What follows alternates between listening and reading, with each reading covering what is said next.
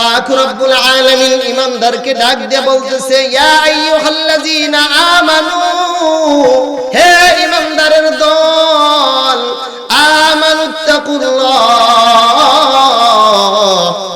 ভয় করো আমাকে। কাকে কাকে ভয় করতে বলছে? আল্লাহকে। জোরে কথা বলেন, কাকে? আল্লাহ বলেন, ইয়া আইয়ুহাল্লাযীনা আমানুত্তাকুল্লাহ, ভয় করো আমাকে। আল্লাহ কি ভয়ঙ্কর নাকি? না না, আল্লাহ ভয়ঙ্কর নয়। আল্লাহ তাআলা রব্বুল আলামিন কোরআন শরীফের শুরুতেই বলেছেন, বিসমিল্লাহির রহমানির রহিম। বিসমিল্লাহির রহমানির রহিম, একটা হলো রহমান, আরেকটা হলো রহিম। এই দুইটা শব্দ বড় মারাত্মক শব্দ আল্লাহ তাআলা দিয়েছেন।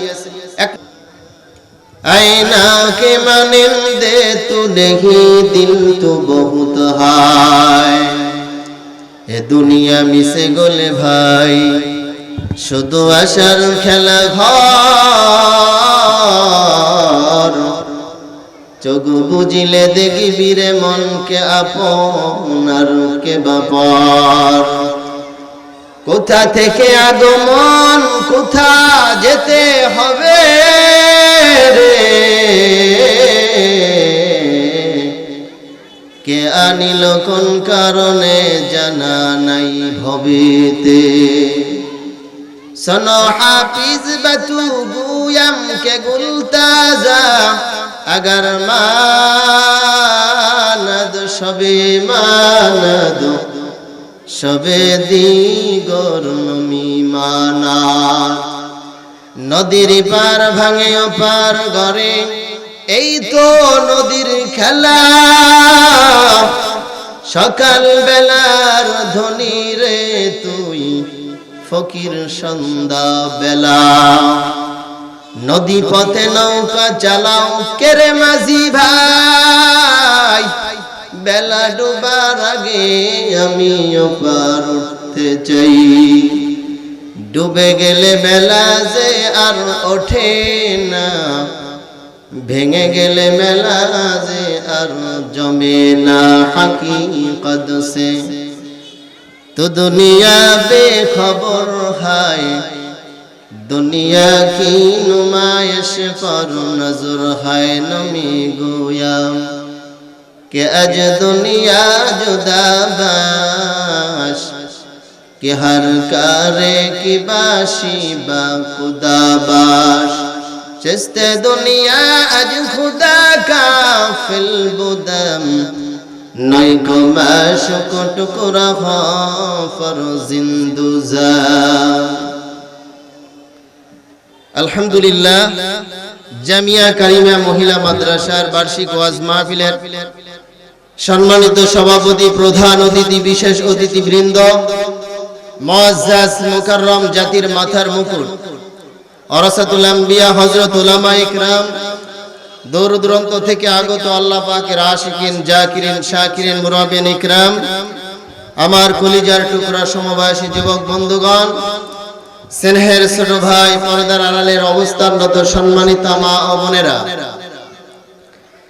যে রব্বুল আলামিন দুনিয়ার সমস্ত ঝামেলাকে উপেক্ষা করে 10 মায়ের 10 সন্তানকে আপন করে জান্নাতি পরিবেশে উলামায়ে ইকরামদের মজলিসে, কোরআনের মজলিসে, হাদিসের মজলিসে, নবীদের মজলিসে আসার এবং বসার তৌফিক দান করলেন। সেই রব্বুল আলামিনের দরবারে কালেমাতুশ শুকর আদায় করি, ঈমানের আওয়াজকে উঁচু করে জবান খুলে মুসলমান হিসেবে এক আওয়াজে উচ্চ কণ্ঠে সকলে বলি আলহামদুলিল্লাহ। লক্ষ কোটি দুরুদ সালাম বিশ্ব মানবতার কান্ডারি, মুক্তির দূত, রাহমাতুল লিল আলামিন, সাইয়্যিদুল মুজরিমিন, খাতামান নবিয়্যিন, জনাবে মুহাম্মদুর রাসূলুল্লাহ সাল্লাল্লাহু আলাইহি ওয়াসাল্লামের উপর যে আল্লাহ তাআলা রব্বুল আলামিন আমাদেরকে মুসলমান করেছেন, আখিরি জামানার পয়গম্বর জনাবে মুহাম্মদুর রাসূলুল্লাহ সাল্লাল্লাহু আলাইহি ওয়াসাল্লামের উম্মত করেছেন। কিয়ামতের ময়দানে আমাদের নবীর আগে কোন নবী জান্নাতে যেতে পারবে না এবং অন্য নবীর উম্মতরা জান্নাতে যেতে পারবে না যতক্ষণ পর্যন্ত আখির জামানার নবীর উম্মতরা জান্নাতে না ঢুকবে। আল্লাহ তাআলা রব্বুল আলামিন আমাদের হাবিবের মর্যাদা দাম বাড়িয়ে দিয়েছেন। এই জন্য পয়গম্বর আরবি সাল্লাল্লাহু আলাইহি ওয়াসাল্লামকে বলা হয় ইমামুল মুরসালিন, সমস্ত নবীদের ইমাম আমাদের নবী। আমরা এমন একজন নবী পেয়েছি কিয়ামতের ময়দানে সমস্ত নবীরা ইয়া নফসি বলবে, আর আমাদের নবী সিজদায় পড়ে উম্মতের জন্য কাঁদবে। আল্লাহ পাক রব্বুল আলামিন কান্নাকে পছন্দ করবেন না। আল্লাহ তাআলা বলেন, হাবিব আজকে কান্দার দিন নয়, আজকে হলো আপনার আনন্দের দিন, আপনি কাঁদবেন না। আপনি কাঁদেন কেন? কিসের জন্য কেঁদেছেন? আপনাকে আমি আল্লাহ বহুত কাঁদাইছি দুনিয়াতে, আর আজকে কাঁদতে হবে না, আজকে আপনি আনন্দ করবেন। পয়গম্বর আরবি সাল্লাল্লাহু আলাইহি ওয়াসাল্লাম বলেন, আমার উম্মতরা গুনাহগার জাহান্নামে চলে যাচ্ছে আর আমি আনন্দ করব, এটা হতে পারে না। আল্লাহ তাআলা রব্বুল আলামিন বলেন, হাবিব আপনার অর্ডার ছাড়া আপনার একটা উম্মতকে আমি জাহান্নামে পাঠাবো না। জোরে বলেন সুবহানাল্লাহ। তাহলে আমরা নবীর উম্মত হতে হবে। মুসলমান হলে কিন্তু নবীর উম্মত হওয়া যাবে না। মুসলমানের যেই কাজগুলো আছে এই কাজগুলো আদায় করে যেতে হবে, নবীকে মহব্বত করে যেতে হবে, ভালোবেসে যেতে হবে, নবীর সুন্নাতগুলো পালন করে কবরে যেতে হবে। তাহলে আমরা নবীর উম্মত হতে পারবো। আর কিয়ামতের ময়দানে আল্লাহ পাক রব্বুল আলামিন এই নবীর উম্মতের জন্য বিনা হিসাবে আল্লাহ জান্নাতের ফয়সালা করে দেবে। জোরে বলেন সুবহানাল্লাহ। নিয়ামতের শুকরিয়া আদায় করতে হবে। নিয়ামতের শুকরিয়া কেমন? আমরা এখানে এসে বলেছি আলহামদুলিল্লাহ, কারণ আল্লাহ তাআলা ইচ্ছা করলে গুনার কাজে লিপ্ত রাখতে পারতেন, টিভির সামনে বসায় রাখতে পারতেন, চায়ের দোকানের সামনে বসায় রাখতে পারতেন, কিন্তু আল্লাহ তাআলা রব্বুল আলামিন এমন কিছু করেন নাই। মহব্বত করে ভালোবেসে কোরআনের মজলিসে বসার সুযোগ করে দিয়েছেন। পয়গম্বর আরবি সাল্লাল্লাহু আলাইহি ওয়াসাল্লাম বলেন, যেখানে কোরআনের আলোচনা হয়, হাদিসের আলোচনা হয়, ওটা জান্নাতি বাগান হয়ে যায়। আর আমরা সেই জান্নাতে বাগানের ভিতরে বসে আছি। জোরে বলেন সুবহানাল্লাহ। বলবেন না? একবার সুবহানাল্লাহ বললে জান্নাতের ভিতরে একটা ফলের গাছ রোপণ করা হয়। সুবহানাল্লাহ বলেন। কত বড় বাগান, কত বড় গাছ হবে সেটা। পয়গম্বর আরবি সাল্লাল্লাহু আলাইহি ওয়াসাল্লাম বলেন, দ্রুতগামী ঘোড়া যদি 500 বছর পর্যন্ত দৌড়ায়, একটা গাছের ডালা এত দূর যাবে যে 500 বছর পর্যন্ত দৌড়াইলেও গাছের ছায়া শেষ হবে না। সুবহানাল্লাহ। দুনিয়ার দিকে যত বান্দা বেশি বেশি করে সুবহানাল্লাহ বলবে, আলহামদুলিল্লাহ বলবে, আলহামদুলিল্লাহ বললে আল্লাহ তাআলা নিয়ামতকে বাড়াই দিবে। সুবহানাল্লাহ। আর যদি সুবহানাল্লাহ বলি, জান্নাতের ভিতর ফলের গাছ তৈরি করে দেবে। সুবহানাল্লাহ। শুকর গুজার হওরে বান্দা দুনিয়ায়, যাহার ফলে নজলে আমত বেড়ে যায়। প্রভুর শুকর আদায় যদি না করো, কঠিন আযাব হবে তোমার কবর। ওরে বান্দা, প্রতিটা নিয়ামতের শুকরিয়া আদায় করতে হবে। আর যদি না শুকরিয়া করো, আল্লাহ তাআলা কোরআনের ভিতরে বলেন, লা ইন শাকারতুম লা আযীদান্নাকুম ওয়া লা ইন কাফারতুম ইন্না আযাবি লাশাদীদ। আল্লাহ পাক রব্বুল আলামিন বলেন, বান্দা যখন নিয়ামত পাইবা শুকরিয়া আদায় করবা। যদি বান্দা শুকরিয়া আদায় করতে পারো, আমি আল্লাহ পাক রব্বুল আলামিন তোমাদের নিয়ামতকে আরো বাড়াই দেব। আল্লাহ পাক রব্বুল আলামিন ইমানদারকে ডাক দিয়ে বলতেছে, ইয়া আইয়ুহাল্লাযীনা আমানু, হে ইমানদারের দল, আমানুত্তাকুল্লাহ, ভয় করো আমাকে। কাকে কাকে ভয় করতে বলছে? আল্লাহকে। জোরে কথা বলেন, কাকে? আল্লাহ বলেন, ইয়া আইয়ুহাল্লাযীনা আমানুত্তাকুল্লাহ, ভয় করো আমাকে। আল্লাহ কি ভয়ঙ্কর নাকি? না না, আল্লাহ ভয়ঙ্কর নয়। আল্লাহ তাআলা রব্বুল আলামিন কোরআন শরীফের শুরুতেই বলেছেন, বিসমিল্লাহির রহমানির রহিম। বিসমিল্লাহির রহমানির রহিম, একটা হলো রহমান, আরেকটা হলো রহিম। এই দুইটা শব্দ বড় মারাত্মক শব্দ আল্লাহ তাআলা দিয়েছে। এক নম্বর হলো রহমান, আরেকটা হলো রহিম। আল্লাহ পাক রব্বুল আলামিন বলে, বান্দা যখন অন্যায় করবা তখন আমার কাছে ক্ষমা চাইবা, বলবা হে রহমান হে রহিম, তোমার ওই নামের ওসিলায় আমাদেরকে maaf করে দাও। আমরা পড়াই মুনাজাতের বেলায় বলি, আল্লাহ তোমার রহমান ও রহিমের বিনিময়ে আল্লাহ আমাদেরকে maaf করে দাও। ও নবীর উম্মতের দল, আল্লাহ তাআলা এখানে কি বুঝাইতেছে? ইয়া আইয়ুহাল্লাযীনা আমানুত্তাকুল্লাহ হাক্কা তুকাতিহি ওয়া লা তামুতুন্না ইল্লা ওয়া আনতুম মুসলিমুন।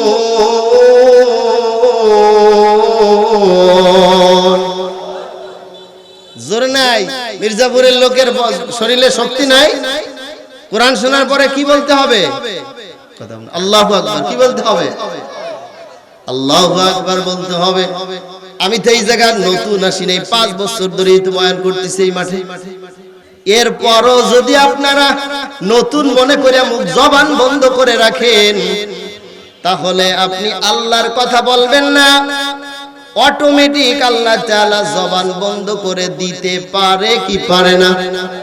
জোরে বলেন, পারে কি পারে না? এক ঘরের ভিতরে এক মায়ের 5 সন্তান, 4টে সন্তান কথা বলতে পারে, এক সন্তান কথা বলতে পারে না। তার হাত আছে, পা আছে, সব ঠিক আছে রে ভাই।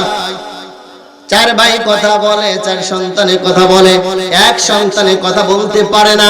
এইগুলো করার মালিক কে? আরো জোরে, আরো জোরে। আল্লাহ তাআলা রব্বুল আলামিন জবান দিয়েছে কার কথা বলার জন্য? আল্লাহ তাআলা রব্বুল আলামিন বলেন, বান্দা জবান দিলাম তোমাকে খারাপ কথা বলার জন্য, জবানটা আমি দিই নাই। এই জবান দিয়েছি আমি আল্লাহকে আল্লাহ বলে ডাক দিবা, আর আমার কোরআন খুলে খুলে পড়বা। জোরে কোন আল্লাহু আকবার। এরে নবীর উম্মতের দল, এই মাহফিলে যারা বসতে পেরেছে তারা বড় ভাগ্যবান। আল্লাহ তাআলা রব্বুল আলামিন বলেন, এরা দুনিয়ার কোনো খাওয়ার জন্য বসে নাই, দুনিয়ার টাকার জন্য বসে নাই, দুনিয়ার সম্মানের জন্য বসে নাই, একমাত্র আমি আল্লাহকে রাজি খুশি করার জন্য বসেছে। ও ফেরেশতারা তোমরা সাক্ষী থাকো, আমার ওই বান্দাদের জীবনের সব গুনাহগুলো maaf করে দিলাম। আল্লাহ আল্লাহ क्या मुबारक नाम है, अल्लाह अल्लाह आशिकों का काम है। या इलाही मुझसे मुझको दूर कर, ताकि देखो मुझ में तुझको एक नजर। या इलाही तू मेरा माबूद है, या इलाही तो मेरा माशूक है। এর নবীর উম্মতের দল, আল্লাহ তাআলা বলেন, ইয়া আইয়ুহাল্লাযীনা আমানুত্তাকুল্লাহ, ভয় করো আমাকে নয়, আমার জাহান্নামকে ভয় করো। কারণ জাহান্নামের আযাব বড় কঠিন। ওই জাহান্নামের আগুন যদি কোন রকম কারেন্টে যেরকম তারের সাথে নেগেটিভ আর পজিটিভ যখন এক জায়গা হয়ে যায়, তখন ফায়ার করে, কথা বলেন ঠিক কিনা? ওই জাহান্নামের আগুন যদি একবার যদি কোন রকম কারেন্টের মতন ফায়ার করে দেয় কোন মানুষের শরীরে, আল্লাহ তাআলা বলেন ওই বান্দার কলিজাটা পুড়ে ছাই হয়ে যাবে। এর নবীর উম্মতের দল ওই জাহান্নামকে ভয় করতে বলেছে আল্লাহ তাআলা, আমানুত্তাকুল্লাহ হাক্কা তুকাতিহি ওয়া লা তামুতুন্না ইল্লা ওয়া আনতুম মুসলিমুন। আল্লাহ বলেন খবরদার ও ঈমানদারের দল, মরে তো যাবা, কবরে আসবা, কিন্তু মুসলমান না হয়ে কবরে আসবা না। মুসলমান না হয়ে কবরে, জোরে বলেন, মুসলমান না হয়ে কবরে যাইতে মানা করছে কে? আরো জোরে বলেন কে? প্রশ্ন থাকতে পারে, হুজুর আমি পড়াই বলি, আমার দাদা মুসলমান, আমার বাবা মুসলমান ছিল, এখন আবার পুনরায় আবার কেমন মুসলমান হব? বাবাজি আমি বলি নাই, যুবক ভাইরা আমি বলি নাই। আল্লাহ তাআলা বলেন আমানুত্তাকুল্লাহ হাক্কা তুকাতিহি ওয়া লা তামুতুন্না ইল্লা ওয়া আনতুম মুসলিমুন। খবরদার মুসলমান না হয়ে মরবা না। কার কথা? তার মানে বোঝা গেল বাপ দাদা মুসলমান ছিল, সেই ঘরে আমরা জন্ম নিয়েছি, আমরা মুসলমান হতে পারে নাই। কিন্তু মুসলমান ওই ব্যক্তি যে চুরি করবে না, মুসলমান ওই ব্যক্তি যে জিনা করবে না, মুসলমান ওই ব্যক্তি সে কখনো মানুষকে ঠকাবে না। কথা বলেন ঠিক কিনা? আল্লাহ তাআলা বলেন এরকম মুসলমান হতে হবে, যেই মুসলমান হয়ে যদি কবরে যাইতে পারো, আল্লাহ পাক রব্বুল আলামিন অন্য আয়াতের ভিতরে বলেন ইন্নামা ইউওয়াফাস সাবিরুনা আজরাহুম বিগাইরি হিসাব।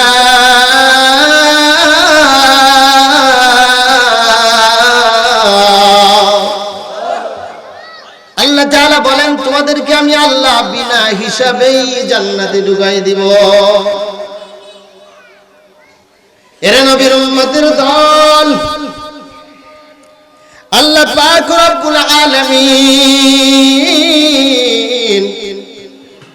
আল্লাহর কাছে সর্বদা ফরিয়াদ করতে হবে, আল্লাহ খাঁটি মুমিন মুসলমান হয়ে যেন কবরে যেতে পারি। কথা বলেন ঠিক কিনা? মুসলমান কাকে বলা হয়? পয়গম্বরের একজন সাহাবী, আমরা সকলের নাম জানি হযরতে বিলাল। ওই আফ্রিকার জঙ্গল থেকে দৌড়ায়, চেহারাটা বড় কালো, চেহারার ভিতরে কোনো নূর নাই, কোনো চেহারা ভালো নাই। নবীজির হাতে কালেমা পড়িয়া মুসলমান হয়ে গেছে। পেটের ক্ষুধা নিবারণের জন্য হযরতে বিলাল উমাইয়ার বাড়ি চাকরি করে, প্রতিদিন দিনের বেলা কাজ করে, রাতের বেলা কাজ করে, আর জবানে বলে লা ইলাহা, বলেন লা ইলাহা ইল্লাল্লাহ, লা ইলাহা ইল্লাল্লাহ। উমাইয়ার কানে শব্দটা চলে গেছে। উমাইয়া ডাক দিয়া বলে, এ বিলাল, জবান নড়াই নড়াই কি বলতে চাও, কি বলতেছো? উমাইয়া বলে আমার মালিকের নাম। বলি কোন আল্লাহু আকবার। আমার মালিকের নাম জপতেছি। উমাইয়া ডাক দিয়া বলে আমি তোমার মালিক তো আমি। বিলাল ডাক দিয়া বলে না না, তুমি আমার মালিক নয়, আমার মালিক হলেন উনি যিনি তোমাকে বানাইছে, আমাকে বানাইছে, যিনি খাওয়াইতেছে, বাঁচাইতেছে। কোন আল্লাহু আকবার। আমাদের মালিক কে? আরো জোরে বলেন কে? উমাইয়া ডাক দিয়া বলে খবরদার, দ্বিতীয়বার যেন এই তোমার জবান থেকে এই আওয়াজটা না শুনি। বলেন তো জ্বরের পানি যখন জ্বর শুরু হয়ে যায়, বাদ দিলে কি পানি বন্ধ হয় না? জ্বরের পানি যেমন বাদ দিলে বেড়ে যায়, ইমানদারের উপর ইমানে যত আঘাত আসবে, আল্লাহ পাক রব্বুল আলামিন ইমানদারের ঈমান আরো তাজা করে দিবে। কোন আল্লাহু আকবার। জিকির বন্ধ করে নাই উমাইয়া, এক পর্যায়ে নির্যাতন শুরু করে দিয়েছে। মুসলমান কাকে বলা হয়? জমিনের উপর পাথর চাপা দিয়ে রাখছে, জিহ্বার উপর বড়র কাঁটা দিয়ে ফুটাইছে, তারপরে আল্লাহর নাম জপতে বাকি রাখে নাই, শুধু জবান দিয়া বলেছে আহাদ আহাদ। এরা হলো প্রকৃত মুসলমান। আর আমরা তো শুধু গরু খা মুসলমান হইছে ইমানদার, আমরা গরু খা মুসলমান হব না। পয়গম্বর আরবি সাল্লাল্লাহু আলাইহি ওয়াসাল্লাম বলেন, খায়রুকুম মান তাআল্লামাল কুরআনা ওয়া আল্লামা আও কামা ক্বালা আলাইহি সালাতু ওয়াসসালাম, তোমাদের মধ্যে সর্বোত্তম ওই ব্যক্তি যে কুরআন শিক্ষা করে এবং অপরকে শিক্ষা দেয়। আমরা তো কোরআন জানি না, কোরআন আলার কত দাম, কত পাওয়ার, কত সম্মান। ভারতের জমিনে লম্বা ইতিহাস সময় কিন্তু আমার বেশি নাই। ভারতের জমিনে আল্লাহর এক বান্দা গামছা বিক্রি করে, গামছা কি বিক্রি করে, জোরে বলেন কি বিক্রি করে? গামছা বিক্রি করে। গরিব মানুষ যা কিছু হয় ওই দিয়া সংসার চালায়। হঠাৎ করে কিন্তু বান্দা মুসলমান কোরআন পড়তে জানে না, হঠাৎ করে কানাঘুষি শুরু হয়ে গেছে। আল্লাহর বান্দাই বাজারের ভিতরে একটা কোরআনের কপি নিয়ে আসছে, কোরআন নিয়ে আসছে, ওই কোরআনটা বিক্রি করবে। গামছাওয়ালা চিন্তা করছে আমি কোরআনটা কিনে ঘরে রাখবো, যদিও আমি পড়তে না পারি তাহলে এই কোরআনটা নিয়ে ঘরে রাখলে বরকত হবে। কোন আল্লাহু আকবার। কোরআনের ভিতর বরকত আছে না নাই? ও আল্লাহর গোলাম, আল্লাহর বান্দা চলে গেছে, ভাই কোরআনটা কত দাম, এই কোরআনের কপিটা কত দাম, বলে 3 টাকা। কয় টাকা?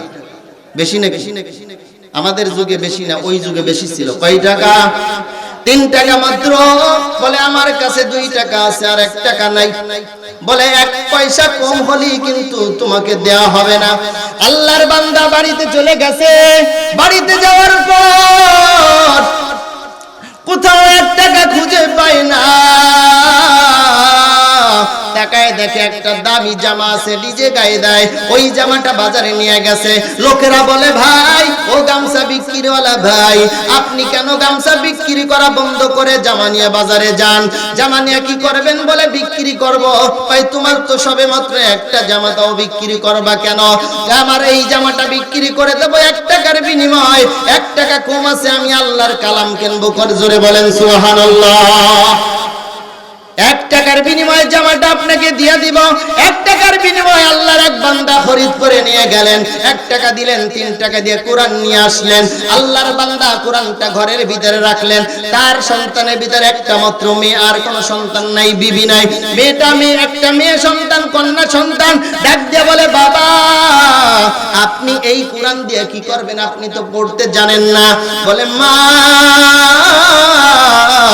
আমি শুনেছি কোরআন ঘরে রাখলে কোরআনে বরকত আছে। কোন আল্লাহু আকবার। আর আমাদের ঘরে এখন কোরআন নাই, 2-1টা আছে, তাকের পরে ময়লা পড়ে আছে, তাড়াতাড়ি মুইছে টুইছে কাপড় দিয়ে পেঁচায় মসজিদে পাঠাই দেয়। এরকম আছে না নাই? কারণ আগের মা বোনেরা কোরআন পড়তো, এখন আর কোরআন পড়ার সুযোগ নাই। এখন স্টার জলসা, জি বাংলা, ঘর পকেটে পকেটে মোবাইল, এই সিনেমা দেখেই তো শেষ করা যায় না। কথা বলেন ঠিক কি না? এক পর্যায়ে লম্বা কথা, যেহেতু হুজুর এসে গেছে, আসলে তো আজকে আমাদের ওয়াজ করার কথা না। আমাদের এলাকায় আমাদেরই মাহফিল, আমরা যদি ওয়াজ করি তাহলে মেহমানরা কি করবে? কথা বলেন ঠিক কি না? আল্লাহর বান্দা সংক্ষেপে বলতেছি, বাড়িতে গেছে, ওই কোরআনটা পড়তে পারে না। প্রতিদিন ফজরের নামাজ পড়ে, ফজরের নামাজ পড়ে, ফজরের নামাজ পড়ে আল্লাহর বান্দা কোরআন খুলে খুলে খালি কোরআনের উপর নখ টানে, অথবা চোখের দিক তাকাইয়া খালি চোখের পানি ছেড়ে কান্দে। জোরে বল সুবহানাল্লাহ। হঠাৎ করে রাতের বেলায় মারা গেছে, মেয়ে যে দেখি ঘরের ভিতর মারা গেছে। এখন জানাজা যে পড়াইবে এমন লোক নাই। এলাকার মানুষ আল্লাহ ওয়ালা লোককে নিয়ে রাস্তার পাশে বসে আছে। যে কোনো পথিক জানাজা পড়নেওয়ালা ব্যক্তি গেলে রাস্তা দিয়া তারই দিয়ে জানাজা পড়াবো, এমন অবস্থা হয়েছে ওই সময়। কারণ এলাকার ভিতর জানাজা পড়ানোর যোগ্যতা এরকম কোন লোকের নেই। তারপরে কি করলেন, হঠাৎ করে একজন আসলেন, দেখলেন ঘোরার পরে ওরে আসতেছে, লম্বা জামা গায়ে আছে, টুপি আছে, ডাক দিয়া বলে তো আলেম আলেম বোঝা যায়। বলছে ভাই আপনি কি আলেম না গায়রি আলেম? বলেন তো। বলে কেন? আমি আলেম না, আমি গায়রি আলেম। বলে তো আপনি জানাজার নামাজ পড়াইতে পারেন কি না? বলে হ্যাঁ জানাজার নামাজ পড়াইতে পারি। কয় ভাই দেখেন আমাদের এক আল্লাহর বান্দাকে রেখেছি, জানাজা পড়ানোর যোগ্যতা আমাদের নেই, এই জানাজাটা আপনি পড়াই দিয়ে যান। বলে ভাই দেখেন আমি পুলিশের চাকরি করি, আমার অফিস 10টায়, আমি তো এখন জানাজা পড়াইতে পারবো না। তাহলে কি করা যায়? আপনি অফিসে আমার চাকরি থাকবে না, সমস্যা হবে। তাহলে আমরা সেখানে গিয়ে বুঝাইবো, কিন্তু জানাজার নামাজ পড়াই যেতে হবে। এক পর্যায়ে পেরাপেরি পরে বোঝানোর পরে জানাজার নামাজটা পড়ালেন। তারপরে কলেন জানাজা পড়াইলে তো হবে না, আমরা তো দাফন করতে পারি না, আপনার একটু দাফন করে যেতে হবে। দাফন করে যখন অফিসে গেছে, ওই বুক পকেটে ছিল কার্ড, আইডি কার্ড, যারা চাকরি করেন আছে না নাই? কথা বলেন আছে না? এই কার্ড ছিল, কার্ডটা পড়ে গেছে কবরে লাশ নামানোর সময়। তখন যে বলে আরে কার্ড তো আমি রেখে আসছি। দারোয়ান কয় আপনি তো এক তো রেখে আসছেন, আরো লেট করে আসছেন, কার্ড না ছাড়া হলে হবে না।